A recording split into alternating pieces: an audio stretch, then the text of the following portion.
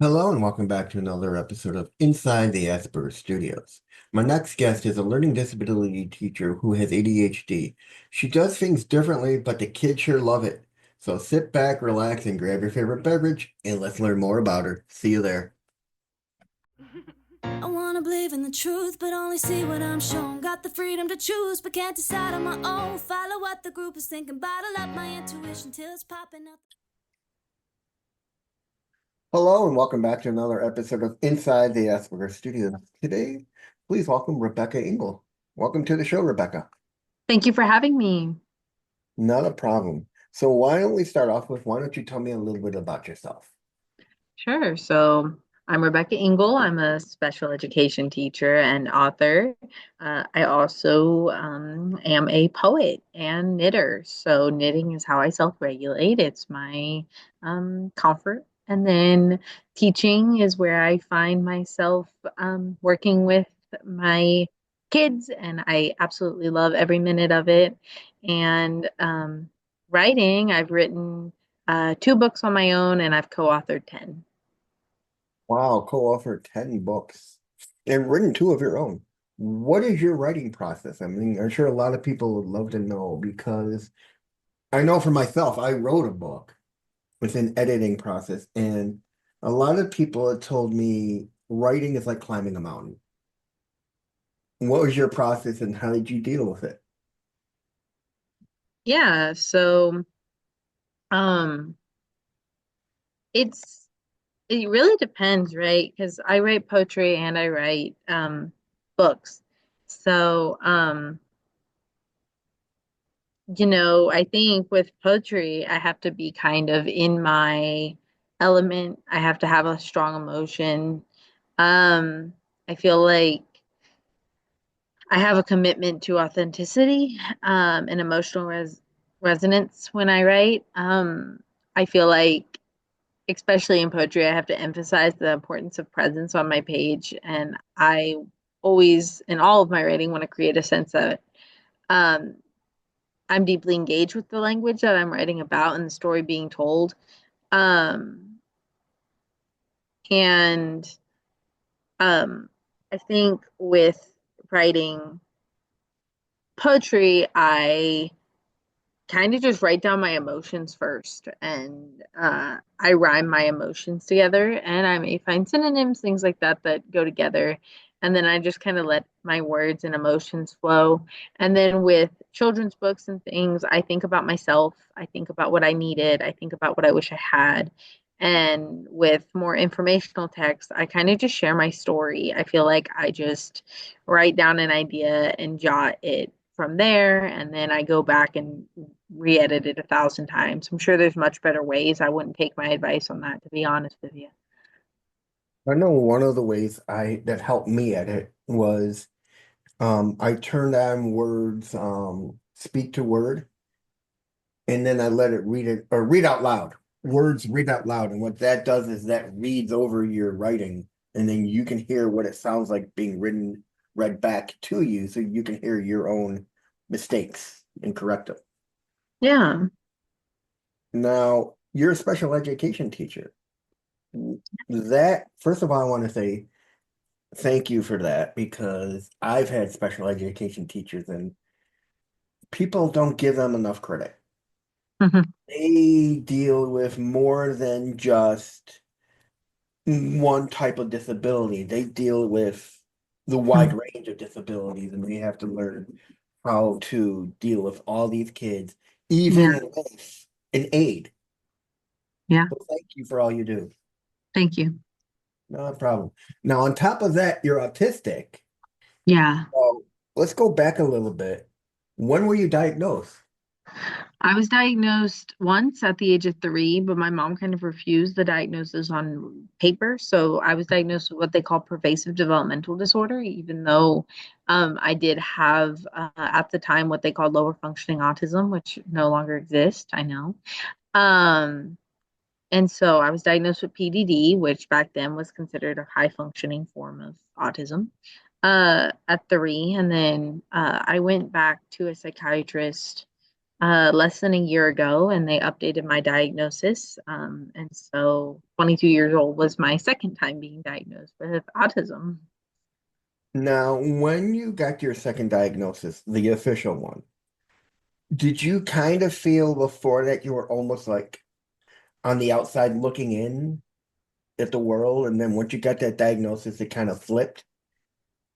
I don't really think so because I know now PDD is no longer diagnosed and it's diagnosed as autism.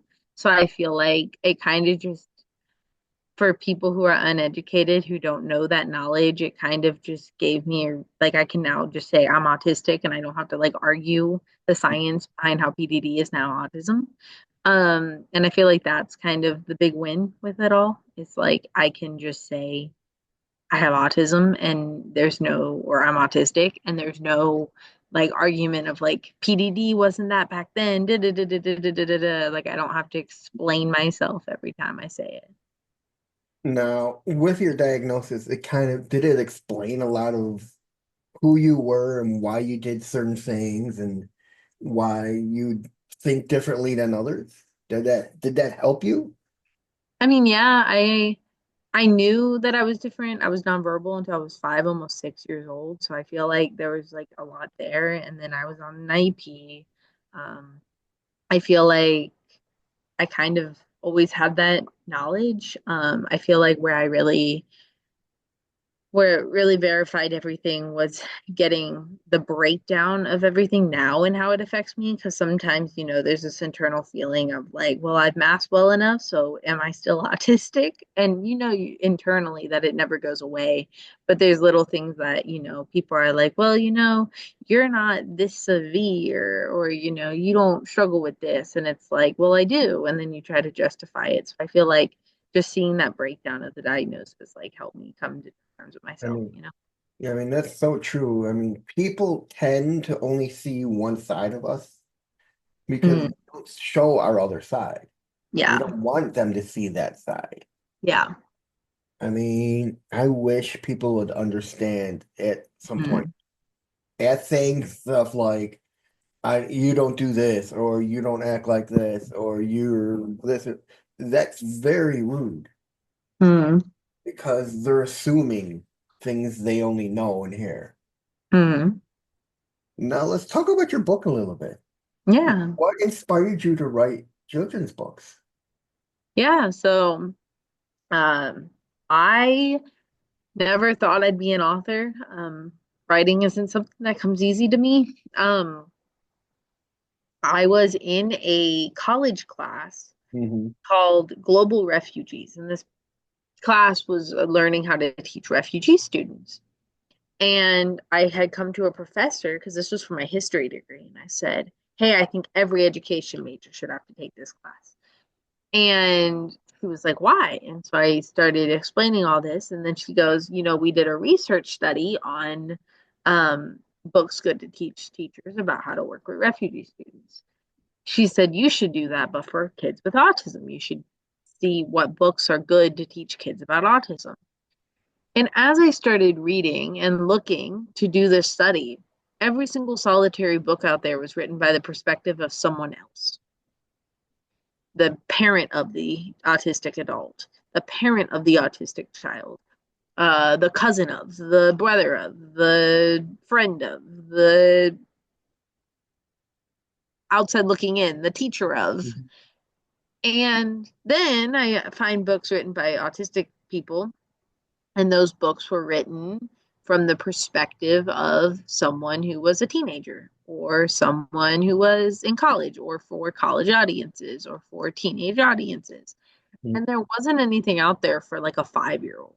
Like everything was to explain to middle schoolers why you need to be nice to people with autism. And I was an early childhood educator while getting my degree. I taught pre-K. And so I was like, I want to be the one who creates that resource. So I thought about it for a long time and couldn't do this research study my professor suggested. So I went ahead and created the book that I always wanted to exist. And I met a lady, my coach at an event, and she was like, "I'll help you write it." And yeah, It's funny you mentioned that about looking at books. That's kind of how I went about writing my book, is because I look at it like most books out there on autism are either, like you said, either advice books written for those who are older, or clinical books, or books on advice, but nothing written from the person's point of view. hmm And that's what I did. I mean, I've seen books written by others who were autistic, and but the problem is it's either advice or showing the negative sides of autism, but no one's really written a book saying, hey, this is my life as an autistic, yeah, but with the positive end of it. People need to see that there is a positive side to us. yeah, We're not these people that they think we are. We're capable of doing so much more. yeah, Now, what was it like for you to have co-written 10 different books? I mean, that's got to be something of an accomplishment. They had 10 different people come to you and say, hey, you want to co-write a book with us? yeah. So, I'll be honest, six of them were completely accidental, technically seven. Um, I was scrolling through Facebook in October of 2023, Mhm. and an ad came up and it said, win a chance to be in a book. And I was like, oh, I write poetry in my bedroom. This was before my children's book came out.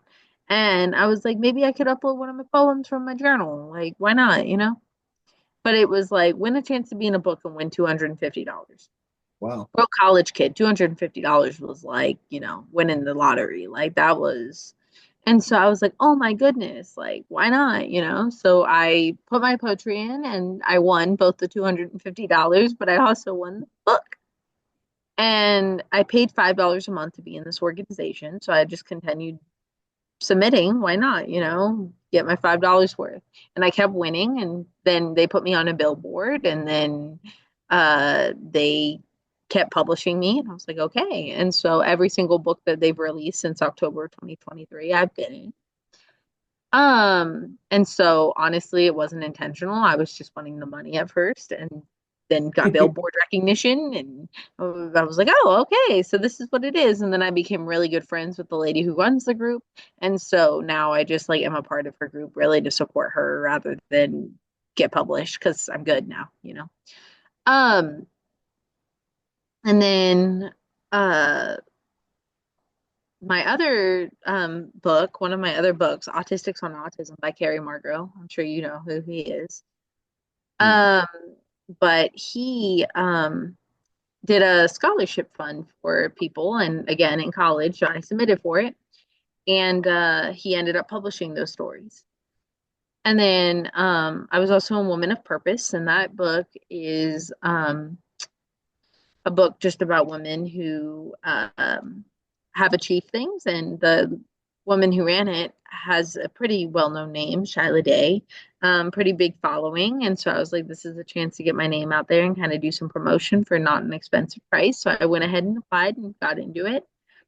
And then I was a part of a magazine that was published on Amazon, um, which was cool. And then I have another co-authored book coming out, and it's called The Rise of Her, and that comes out March of 2026. But a lot of it was just like I saw an opportunity and it wasn't costing me an arm and a leg, and I jumped in and I took it, and some of it was accidental.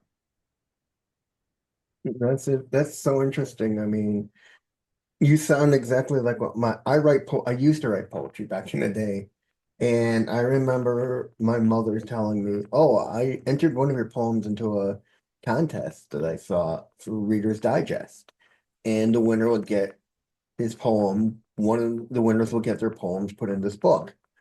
Well, my no money, unfortunately, but my poem did get chosen, but unfortunately the publisher went out of business, but we did get a copy of the book.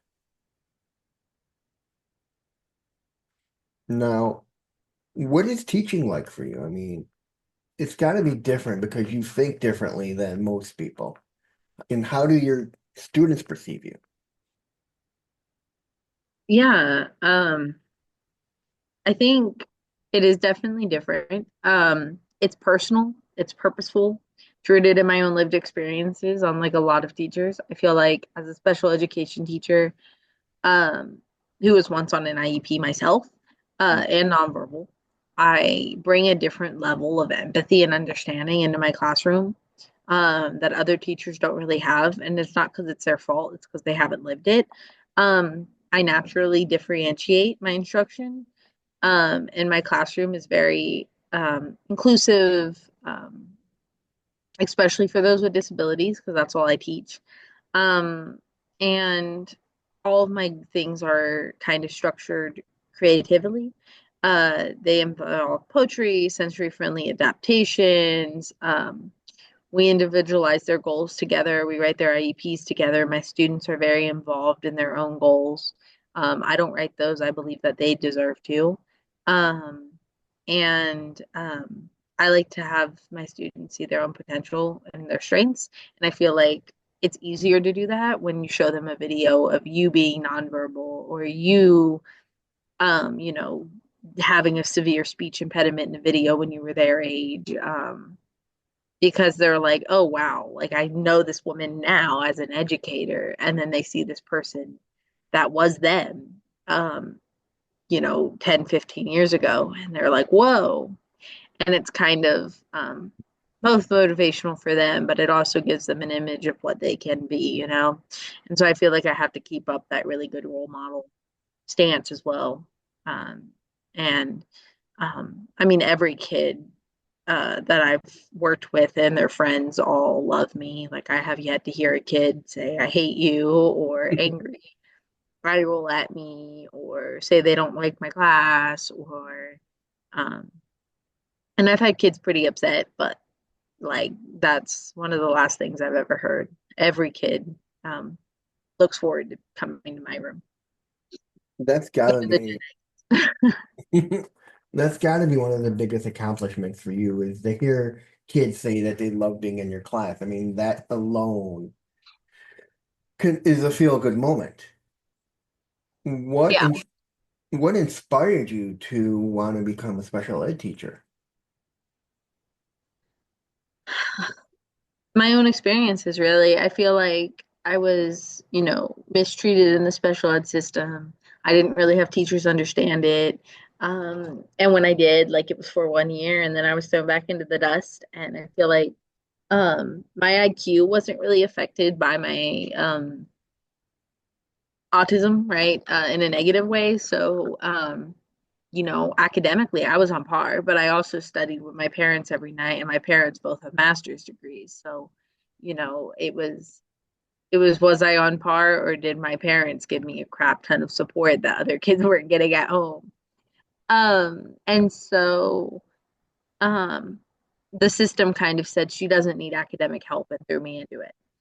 And so when I got to high school, and middle school, when my parents didn't understand anything anymore, because you forget that stuff after you graduate, like you remember what you need to remember, like how to read, but you don't remember the advanced settings of biology, or, uh, the extra stuff in calculus, and so I feel like, I failed most of my high school classes, because I didn't get support, because after fifth grade, they didn't put me on any documentation for my autism. And my goal is, even in my classrooms where I notice there's a general ed student who I know is like somewhat neurospicy in some sense, I kind of jump in and treat them like my own, because like I've been there, done that. I didn't have academic support even in elementary school, just speech support after like second grade, because they were like, well, she's a straight A student. And the fact that they determined how much academic support I needed in fifth grade for the rest of my life, it still horrifies me. No, no, your kids must see part of them in you, those who are autistic. They must see similarities, and I bet you they do come up to you and say, I see a lot of myself in you. They they haven't ever said that directly. I mean, I feel like a lot of my kids, some of my kids don't even know they're special ed. Even though we've worked on goals together and everything, and we've talked about their disability, some of them still throw it as an insult at each other, and I'm like, you do know, buddy. Um, and but I definitely have had, my biggest hit is when a kid looks at another kid and he says, "You, well, you're sped," and I just respond, "So am I," and the kids. The eyes get all big and they're like, "What? No." And I'm like, I'm like, and it's like, uh, it's just funny. And then I have other kids who one-on-one will be like, "I appreciate that you get this," or, "Well, you understand my gen ed teacher just doesn't get it." And I'm like, I trust me, been there, done that. So I do get comments like that. Now, when you were in high school, did you mask or did you just fit in? No, I 100% masked. I'm still masking. I mean, I never knew what masking was. All I knew was when I was in high school, I was pretending to be something I wasn't. And it didn't occur to me until someone mentioned it to me, and I'm like, huh, maybe that's what I was doing all through high school, was pretending I was something I shouldn't be. And it just resonated with me after a while, like, damn. And I'm so against it nowadays because why should we have to come home after a long day and go into a dark room just to regulate ourselves back to normal when we could just have the world accept us for who we are? Yeah. Yeah, no, I get it. I feel like my masking isn't about the world not accepting me. I feel like because it's like I even mask around my kids and they wouldn't care. Um, I think it's just so internalized at this point that like I'm like, oh, I can't do that in front of them. And like it's not because I'm like, oh, they won't accept me. I feel like it's just so like it's awkward, you know what I mean? Like Um, Now you write poetry. Where do you draw your inspiration from? Um, so my poetry is more focused on my mental health, and 100% related to my autism, but like, a history of my poetry is about like depression, anxiety, teenage glimpse, just like my emotions from my teens, a lot of it. That's why I started. I was depressed my freshman year. I failed every class. Um, I was in things I didn't want. I was being sexually harassed. So I kind of just like, resorted to writing to kind of keep myself from, um, just losing it, right? And so I wrote as a reflection of that and just really expanded on those mental health aspects.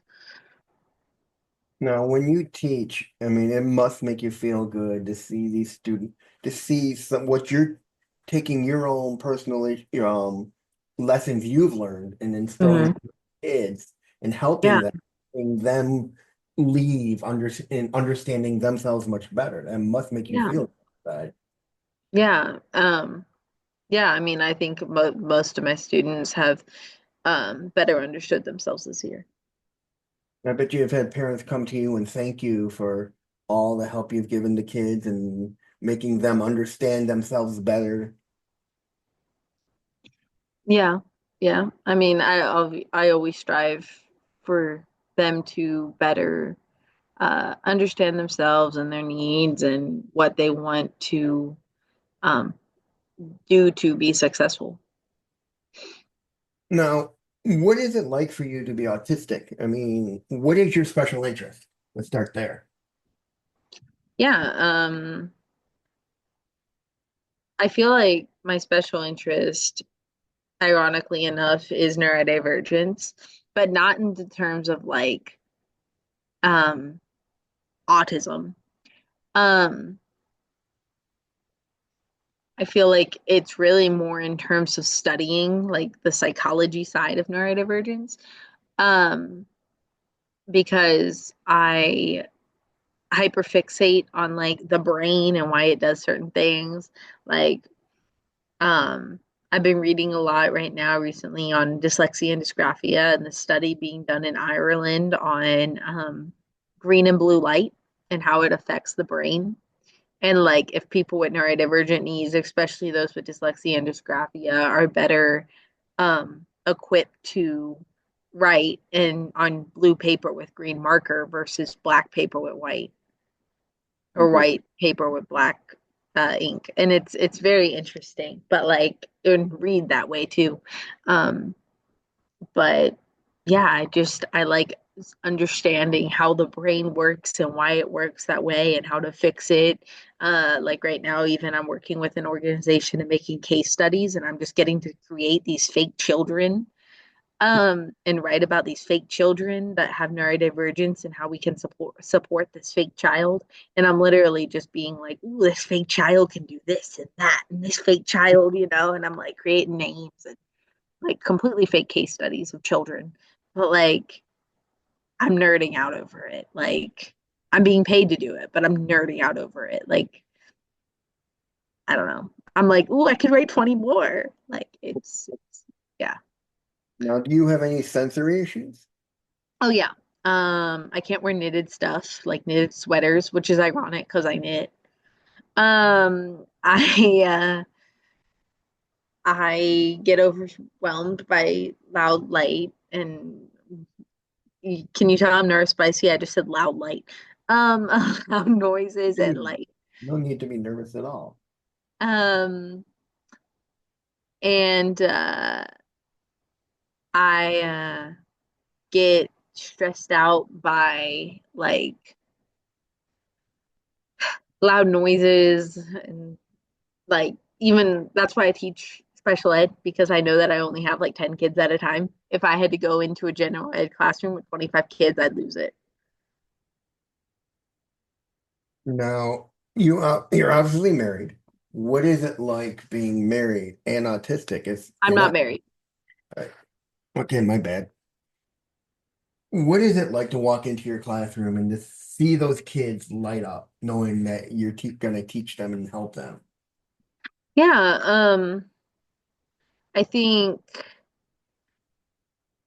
um they it's a reminder of why I do what I do, but also um I think watching stuff and hearing stuff and seeing things in my internship years. The second the special ed teacher walked in, the kids all went, oh, they sighed, they got annoyed, they got angry. And I feel like with me, like I have yet to see that. Like anytime I walk in the classroom, every kid is screaming my name, even the Gen Ed kids. I'm getting jumped on top of, I'm getting slammed into the wall in excitement.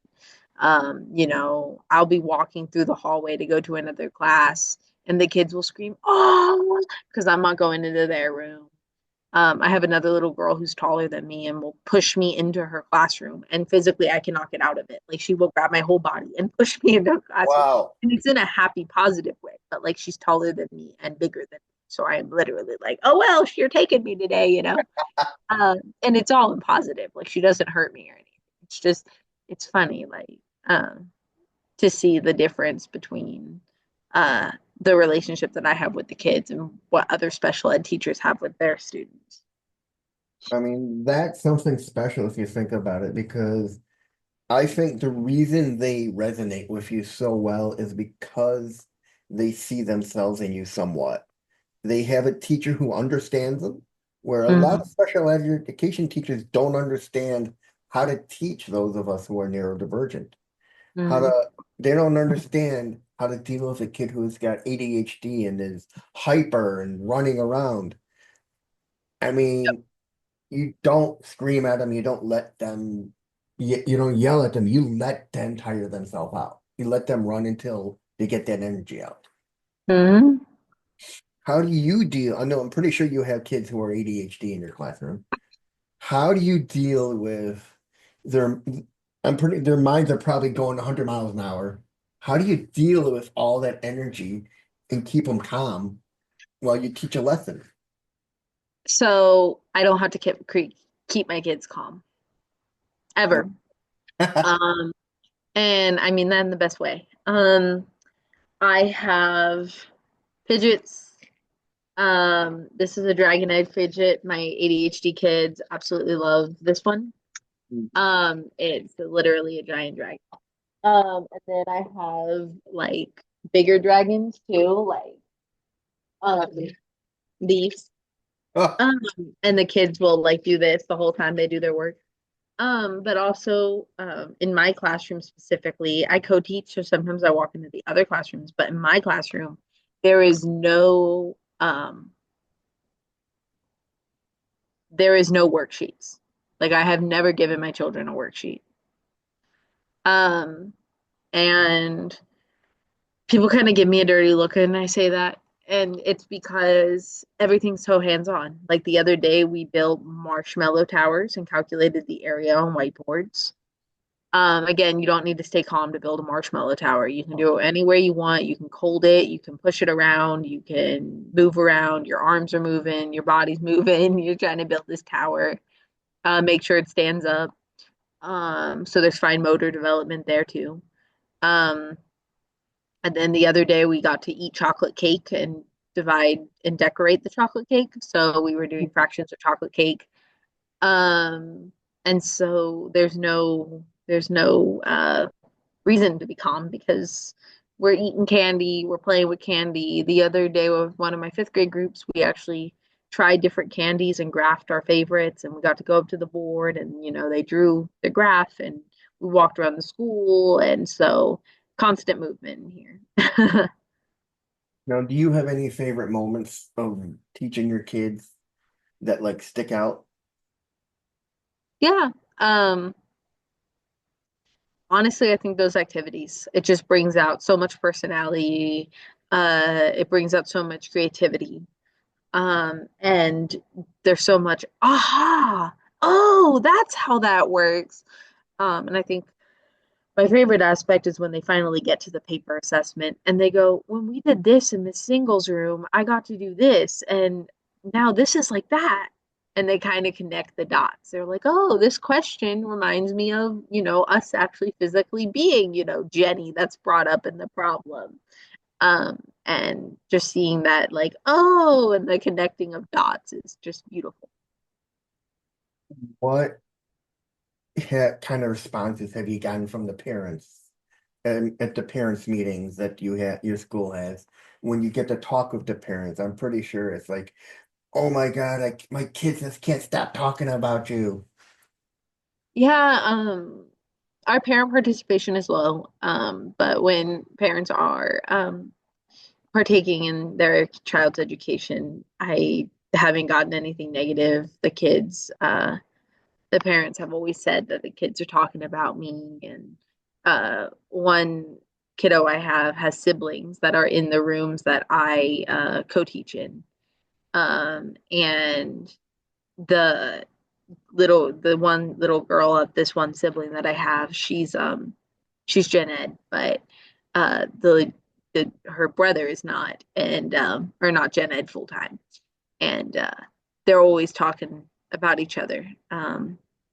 But the one parent of theirs always says, um, she's talking about you at home, she always said this and I never understand why. And I was like, well, I'm in her classroom. And um, the fact that like to her, I'm just another teacher and there's no, she's the special ed teacher is just it's nice to hear.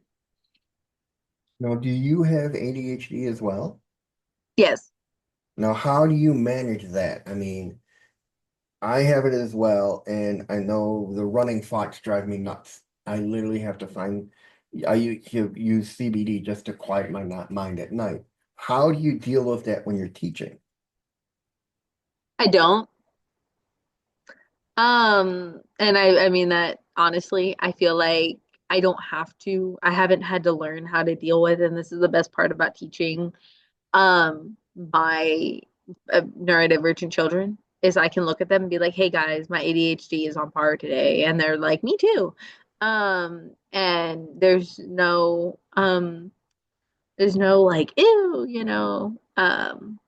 or I don't understand. What's that? Like, because the kids are like twinsies. Or like my kids will say it and I'll be like, same twinsies. But I feel like that's why I do everything so interactive and engaging, because if I just had to sit still all day, I think I'd go nuts. Or just watch them do a worksheet. I'd be like, let's get up and do jumping jacks, right? Like I tried to get through a 4-page worksheet today with a little girl. Uh, and she is not ADHD, supposedly. And like 2 pages through, I was like, let's stretch, and like, because I was like, oh my goodness, like if I don't get out of this chair, I'm gonna go crazy. And so that's why I make my classroom so fun. Next school year, I'm moving to a self-contained position, and thank goodness, because I have control of all the curriculum and content. And I'm like, oh my gosh, I'm so excited.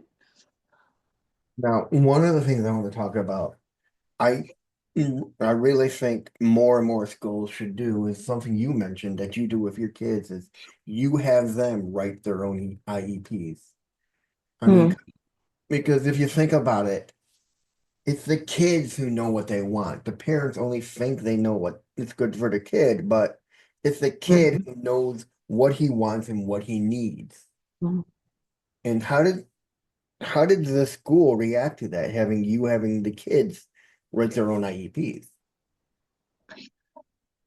Um, I mean, I've never gotten hate for it. I've never gotten necessarily like, yeah, we love it, but I've also never gotten negative comments. I know the district loves it.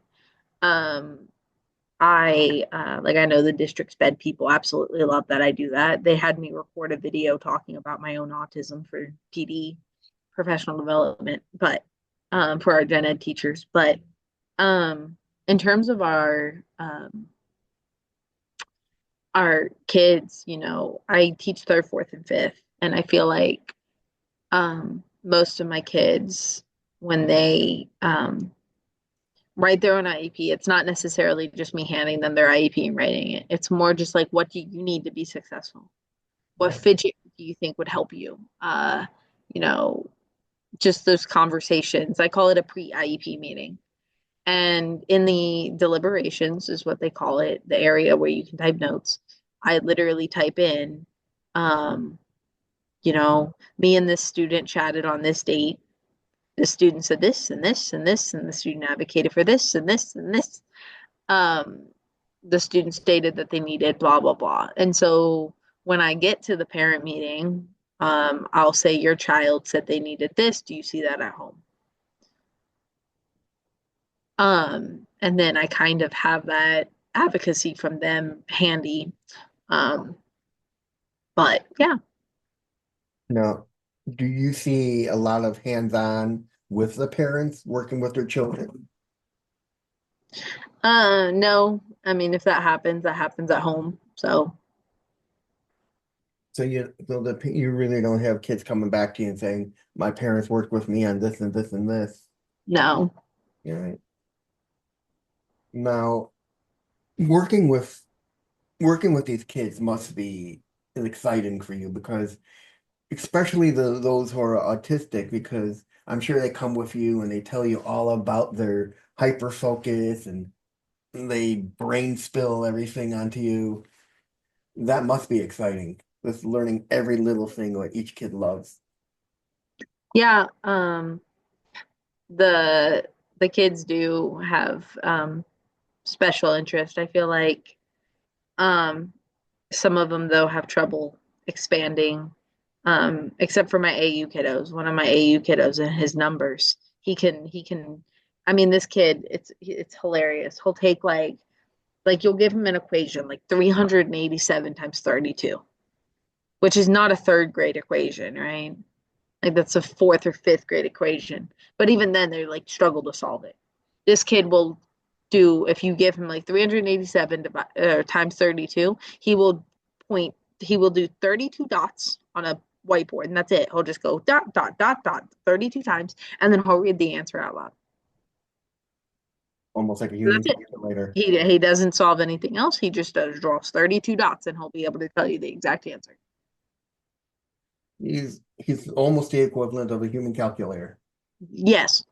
the dots are like data entry, and then his mind looks at those dots and goes, okay, let's figure that out from that point on.